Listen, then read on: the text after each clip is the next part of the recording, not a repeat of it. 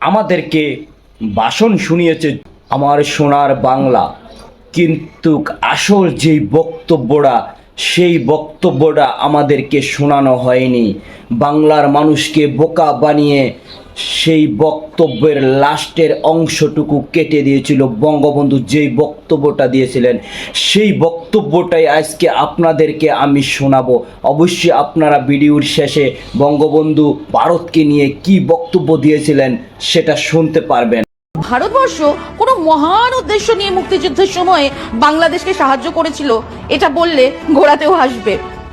ইন্দিরা গান্ধী পাকিস্তানকে শিক্ষা দেওয়ার জন্য পাকিস্তানকে দুটুকরো করে তার ক্ষমতা, তার মিলিটারি পাওয়ার কমানোর জন্যই বাংলাদেশের মুক্তিযুদ্ধে সাহায্য করেছিলেন, এটা সবাই জানে।